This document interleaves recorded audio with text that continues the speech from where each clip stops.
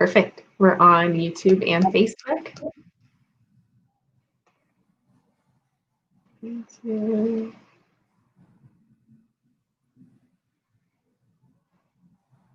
Here, one place.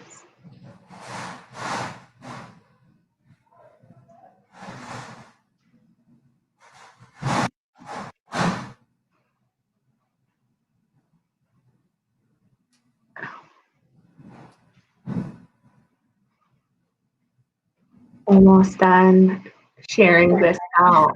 For those of you that do see us and can hear us fine, if you're excited for this presentation, give us that thumbs up and comments. Let me know that you can see us and hear us fine so I can get started.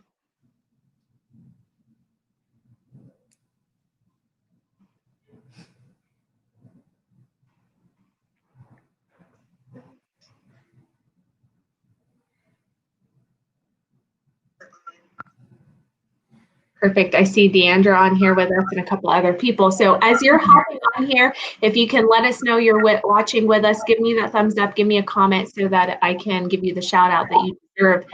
Good morning to you all. I am Juliette Abdel, President and CEO of the Westminster Chamber of Commerce. And for our guests that are returning back, like Tina Francone, good morning and thank you for coming back to us. And for those of you that are coming on here live for the first time with us, be sure that you hit the like button, hit the follow button as well so you can get those timely alerts when we post content and when we do go live. These are simultaneously broadcast on our YouTube page as well. So if you know folks that are interested in understanding what's going on and gaining some resources, share the links on both platforms with them. Sometimes it's easier for them to on one over the other. And then lastly, we are on all of our social media platforms. That's Instagram and Twitter as well at Westie Chamber. So if you're not already connected with us, please do so you can see some of the updates that we use through those channels as well. So today's broadcast focused on our nonprofit corner. And as you're aware, we started these nonprofit corner features about 3 weeks ago to try and help you understand what are our nonprofits doing in the community, especially during the COVID, and then how can we support them. This is such a unique time, but they are still there. They're the boots on the ground, and they have held on and weathered as long as they can. So this is our way of showing them that love and appreciation, and also share their message and their story. Before I transition over to who our guest is and introduce her fully, I wanted to remind you of the function of the chat. So as you see, I've displayed Brian Dice, which is our board chair, his comment. Good morning to you as well, Brian, to myself and Courtney. Please use the comment section for any comments that you have, questions, or things that you gain out of this broadcast. We love flattery and compliments. Don't hesitate to let us know when you're here and seeing something that you enjoy. Peter Brissett, good morning to you as well. Thank you for hopping on with us. So today I have with me a special guest, and this is from A Precious Child, a nonprofit that's headquartered in Broomfield, but really services the entire state of Colorado. And with us is Courtney. Courtney is their Chief Communications Officer, and she's going to take it away from me to share about their organization, what they do, and then more importantly, how they moved forward during this time, newer efforts or programs, and ways we can get engaged with them. Again, if you have comments or questions, drop them in for us. I'll be happy to put them up onto the screen. So we'll the earlier one. Courtney, it is your turn. I will mute myself and the floor is yours. Awesome. Thank you so much for having me on. I've been at A Precious Child for 10 years, and I absolutely love what we do. And for those of you who don't know about A Precious Child, we are a nonprofit, and like Juliette said, we're located in Broomfield, but we serve 8 counties in Colorado. So we serve, last year we served over 57,000 children and over 7,000 of their adult caregivers. And we do that through our 8 programs. And those really our programming focuses on cradle to career and really filling in the gaps in the community that we see so that these children that are in need have all of the opportunities and resources that they need to thrive academically to take them from cradle to career. So most of you are familiar with our resource center. We work with over 500 agency partners, and that can be anyone from shelters, other nonprofits, health and human service agencies, police and fire, anyone who's able to identify a need in a child or a family. We'll partner alongside them so that they can refer families to receive our services.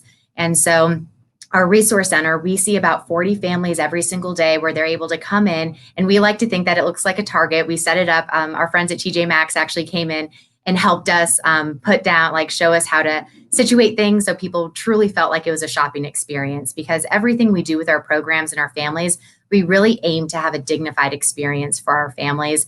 Because if the pandemic has taught us anything, it's really taught us that I could very well be in a situation where I am needing help. And we always try to think of, how would I want to receive help? How would I want my child to receive help?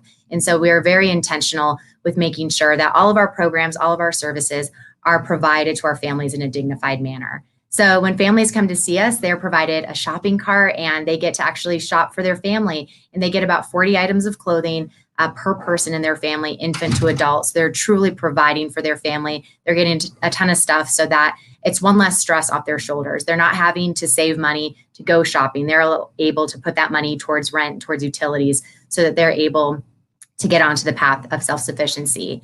We also have a program that focuses on providing diapers and wipes for the youngest members of our families. It's such a stressor for new families when they have an infant, and it's so hard to come across diapers. It's so expensive. And so being able to provide those goods to our families really helps them and make sure that they can care for their child really well.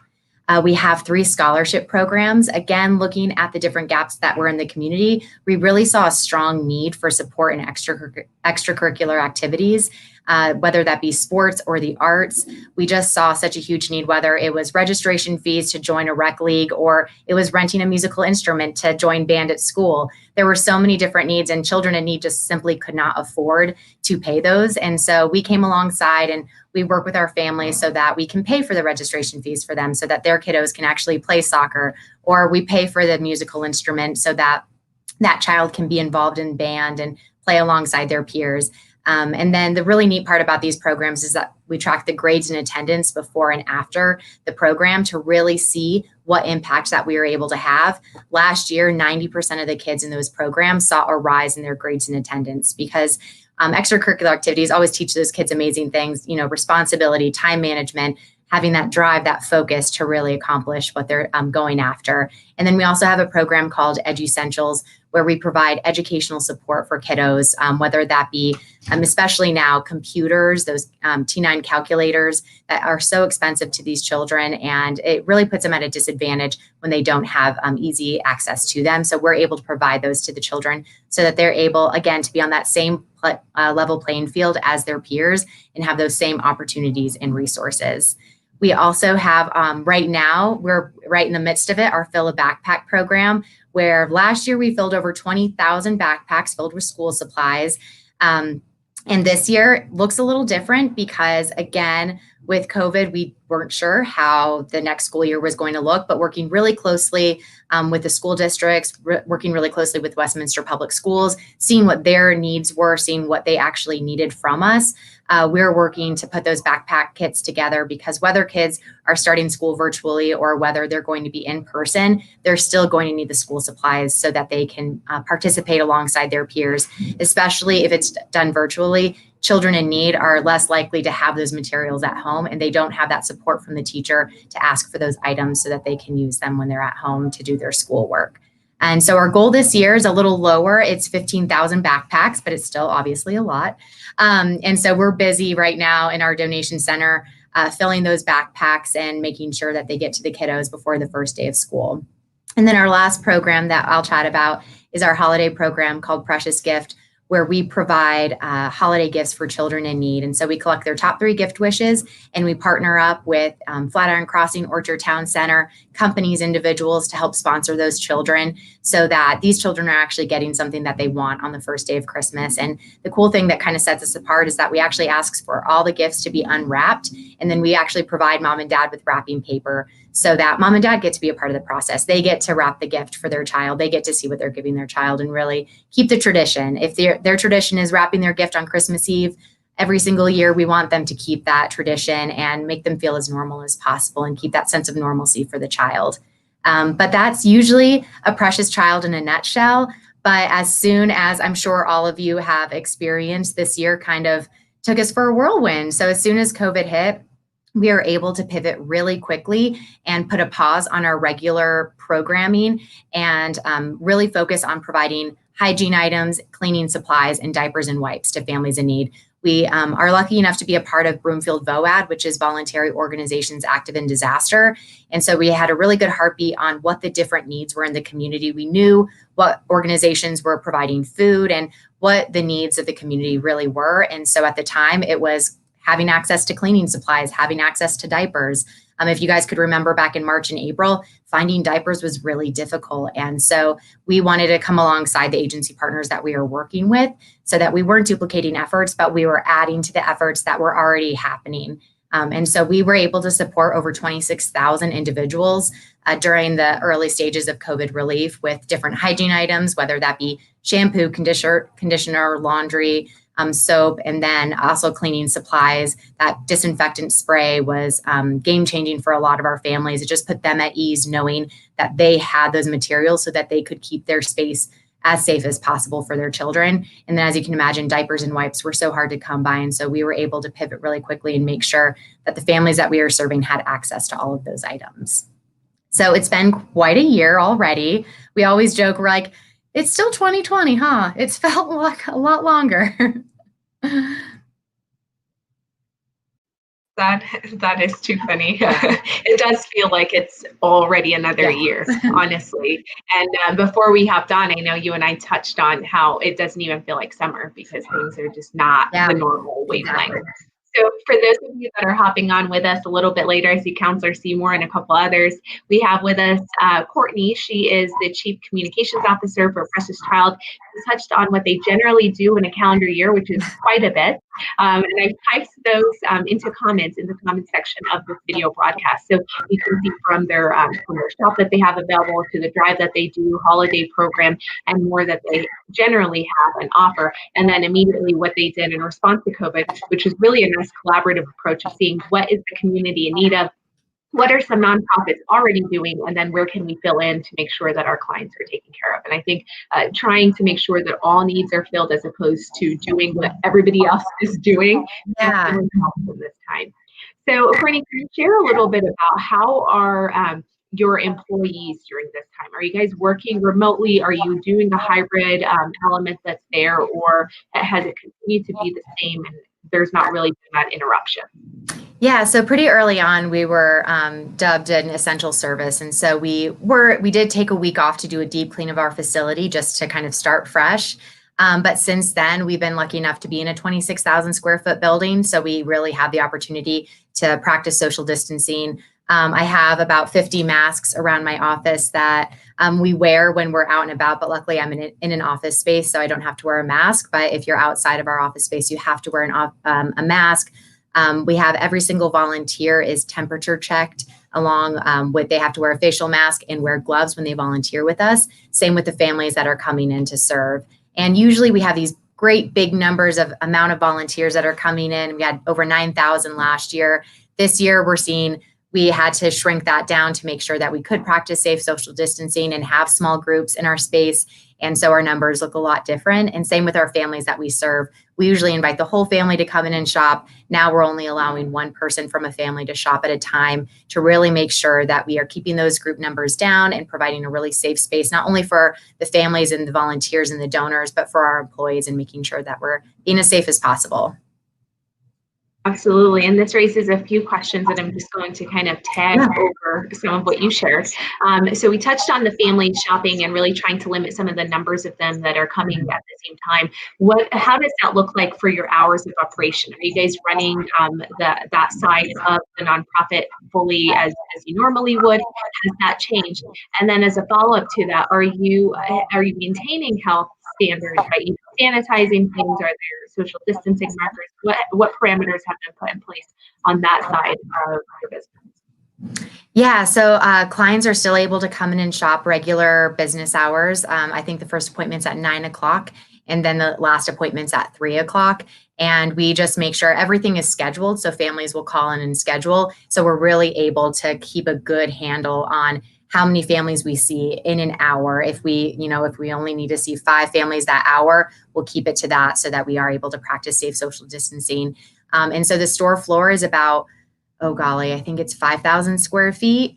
And And so we're able to really make sure, if you've been to a shopping market, you've seen how they have the arrows up and down the aisle. So we kind of took that and added it to our store floor. So families, again, they have the gloves, temperature checking, and asking them the questions, have you had any symptoms, and asking them that as soon as they come in. But every single client, after every single client shopping, they have the wipe down of the spaces that they were at, whether that's at check-in or their shopping cart. And same with volunteers. We wipe down every single volunteer station after every single volunteer visit. Excellent. And on that note, so how do generally people get into supporting you as volunteers? So especially in this situation where we're in right now, you are limiting the number that you can have on hand just to make sure that, proper parameters are in place and that we are maintaining as healthy and safe as possible. Yeah, so you can jump onto our website and fill out a volunteer waiver, but then also see the different shifts that are available. So you can easily choose when you are coming in. And then our volunteer manager, Joshua, does such a good job of really onboarding every volunteer to make sure they know of all the standards that we have set up so that everyone feels safe and they know what we're doing ahead of time so that there aren't any reservations when they come in and volunteer, that they know about that stuff ahead of time. Now, how are you generally structured as far as your revenue and things that you're able to collect? I'm presuming that there's some donor support that's out there from the business community, whether it's grants that you may benefit from. How is a Precious Child structured? And then looking at that, how has that been affected because of everything going on? Yeah, so we are pretty diverse in how our revenue comes in. And so we have events, grants, corporations, individual. And so obviously the biggest one to take the hit was our events. We had our huge annual gala that was scheduled for early April that we had to move. So we're taking it virtual and it'll be on October 3rd. And we're planning a really fun event. We've been watching so many different virtual events to really make sure that ours stands out and is really fun and still able to raise money, because that's where the money raised goes directly to our programming. But we've been really fortunate to really capture a lot of grants that are out there to make sure that we made up for that loss of funding that we saw in the events. And I've just been so overwhelmed with, just the support from the community, whether it's individuals or companies. People have stepped up in such a huge way to show support for what we're doing. They see that what we're doing is so needed. And by donating monetarily, we're able to make sure that these children have everything that they need. So it's been really encouraging to see that support come through.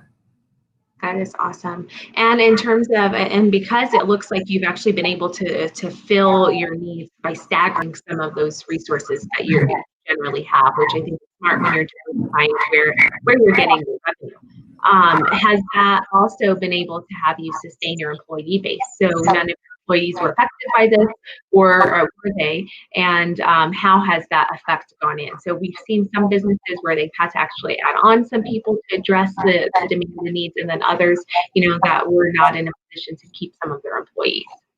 Yeah, and that's where we're at right now. We're actually adding a few employees. I just had an interview with a donation center associate earlier today because during quarantine, a lot of people have been going through their closets. And so we have seen a huge uptick in the amount of donations that are coming through. So I'm adding to our team back there so that our donation center is well staffed and again, able to make sure everything's coming in safe and making sure that we're able to have enough people back there to make sure that we're processing through all the donations so that it goes onto the store floor quickly. So you mentioned donations, which is great. That's one of the key elements in how you feel on that side of it. Are you so you're taking donations normally? There's not a restriction on this. What are some of the types of items that generally are donated, and maybe some of the items that it's harder to get access to that you're in need of? Yeah, and that was one thing we did have to get more strict with what we are able to accept because we wanted to make sure that we were able to process everything and get it onto the store floor and know that it was already good quality. So really encouraging the high quality goods, no rips or stains. Our rule of thumb when we're processing donations, if you wouldn't put it on your child or yourself, then we won't put it on the store floor because again, going back to that dignified experience for our families, we want them to feel so good about themselves when they're shopping with us. We don't want them to be going through the racks and seeing things that have rips or stains on it. And so the high quality goods, but always the kids' clothing, especially boys.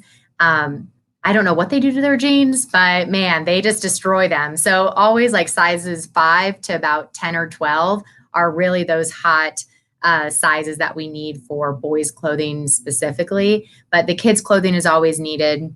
Socks and underwear are always super appreciated as well. But you can go onto our website and we have a link to everything that we're able to accept, and then even the items that we aren't able to accept. And then the items that we're able to accept that are brand new are always really appreciated. Of course, and I'm so glad we're referencing your website as well, because it sounds like you guys are keeping that up to date. I know you do that a lot on your social media as well. But for people that are interested, for example, how are you reaching out to those that are in need? I know you mentioned early on that you have a network, right? So you're partnering with other entities, agencies, and other folks like that. Or there's obviously an unmet need in Colorado that's far greater than even most are able to reach. And so what is the best way that people are getting the message out? Is there a community or part of the community that has been harder for you to tap into that you were hoping to? So we've worked along with our agency partners really closely to have them know that we are back open. We are accepting clients that are coming through. And so we have everyone on this, like on a constant contact email list, to make sure that they know of all the changes we've been making, just to know that we are a resource that they can refer families to. And then we've also been reaching out to our families that we've served in the past, just so that they're aware. So we've sent out emails to every single client that we served in the last year, just so that they know that, yes, we are back open. We are another resource for them. And if they have any specific requirements or needs, to let us know, because it is a really scary time. And a lot of the families that were affected by job losses are the hourly workers that a lot of our families were. And so making sure that they know that we are a support system, even if they just need clothing from us, but we can also be a support system to them as well. Excellent. Excellent. Thank you so much for humoring me and going into that detail. Johnny Woodley, I see you on here with us, and Dominic, thank you for hopping on. We have Courtney, the Chief Communications Officer for Precious Child, sharing updates on their nonprofit, what they do to service our different variety of counties here in the state of Colorado, and the programs and services that they offer to those that are in need. So we touched on a lot of things, from email communications that you're getting out to past clients, agency partners that are helping to spread that word, your website that you're maintaining and keeping up, and the Fill Backpack Challenge. So I'm going to have you go a little bit more in detail on this since we have some time. And since this is the program that's annual that you host, if we can touch on, how does that historically look like?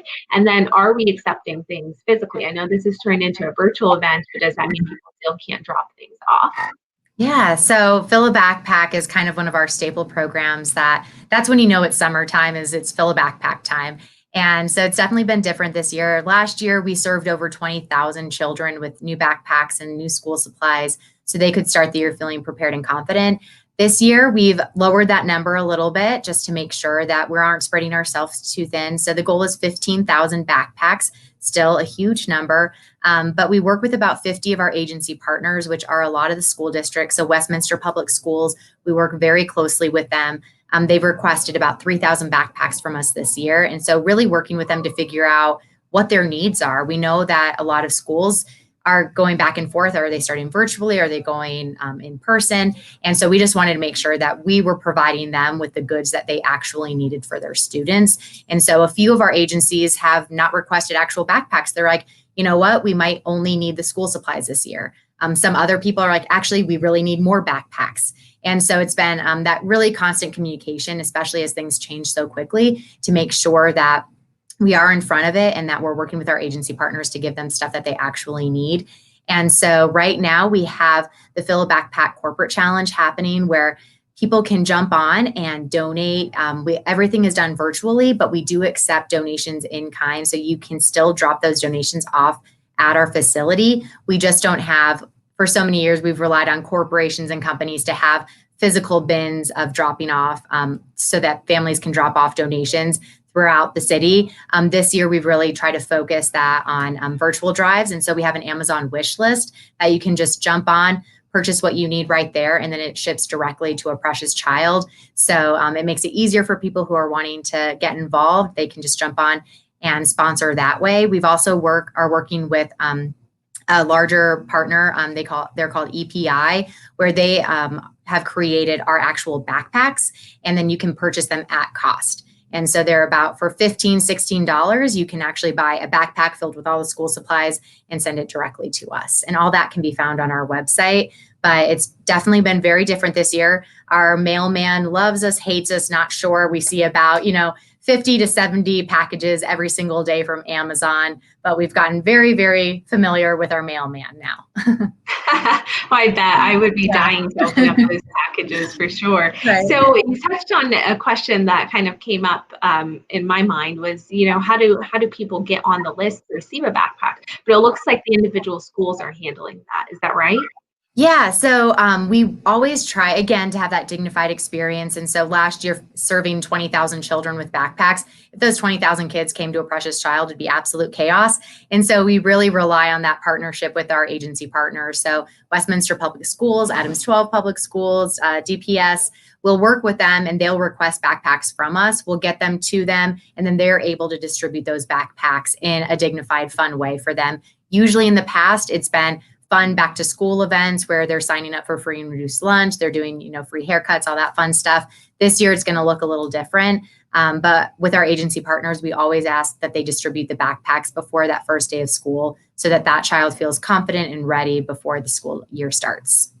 Absolutely. And thank you for touching in detail on that. I know we've got a few questions before, how do I sign up to get this backpack and, where do I go? And so it's nice to know that your agency partners are facilitating a lot of that. They're helping to outreach to their constituency and making sure that if you are in need, you sign up directly through them, and how that program and distribution will work. We'll see.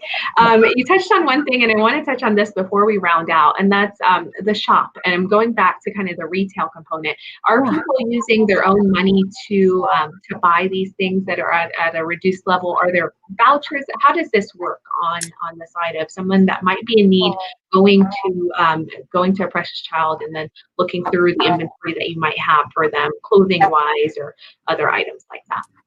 Great question, and something I probably should have started with. Everything's free, so that's the best part. We don't have to worry about that. Every family that we do see at a Precious Child is referred to us, though, from an agency partner. But because we have 500 agency partners, we try to make it really easy to get a referral voucher. And so whether that's the child's school, Health and Human Services, wherever you're receiving other services, they can refer them to a Precious Child. And then that referral voucher allows them entrance kind of into all of our programming, and all of our programming is free. So when families come in, they get to shop for their families. Everything's free of charge. We really should have started with that. Everybody likes free. Yeah, exactly. I'm like, it's kind of part of it. So I'm just like, everyone thinks free. Yeah. Yeah. And I always have to take a step back and think, what do I already know, but others might not know. Yes. Yeah. So if anyone wants to go to your website. Now, what I've done earlier on, and this was way early, since we like to support you where we can. And I know this year did not feel like summer. So it was kind of like, let's get on board toward the end. I've included our Amazon link into this video broadcast for anybody that's watching and interested in supporting those that are in need, whether it's supplies, backpacks, or a combination of both. That link is available for questions as it relates to volunteering or your organization or where you're located, mission statements, all of that. We referenced your website. What is your website? So it's apreciouschild.org. Thank you. And I'll just go ahead and pull that up for everyone to see. That way, if you're interested in supporting the organization, learning more about their programs, if you know someone that might benefit from any of the ones that we've referenced, and there are tons, then please be sure to direct them to that website as well. So we're nearly to our 30-minute mark, which always goes by so much faster than we anticipate. But this is supposed to be rapid fire information that you get, digest, and move on with your day. So if you are watching this as a replay, give us the hashtag replay so I know you came back and may have enjoyed the content that was there. If you end up watching this, or maybe you were already watching it and had a question and didn't get a chance to ask it, be sure you DM us or comment it into the comment section of this video. We'll come back and transparently place the answer for you so you and others can know what that answer is. And of course, if you know of somebody that might benefit from this broadcast, whether it's another nonprofit that might not know what parameters they should put in place, how to handle COVID. Share this video with them, let them know here's what some of their peers are doing, what's working, what's not, so that we all are lifting each other up and moving forward. As you're aware, we're here every day for a live broadcast. So tomorrow will be no different. 11 a.m. we'll be back here with Front Range Community College's president, Dr. Michelle Haney, to visit with us on higher ed. So if you're interested in more of the higher education update, we will be back here at 11 a.m. tomorrow. But I want to thank you for taking the time to be here to engage with us and hear more from Courtney and about Precious Child. I know several of you were eager for this broadcast. And Courtney, thank you for fitting this in. I know everyone seems to have taken on so many more roles, if that was even possible, onto the roles that we were doing. And so you carving out this time and spending it with us has been greatly appreciated. Well, thank you for having me. I really appreciate it. Have a great day. Thank you. Bye.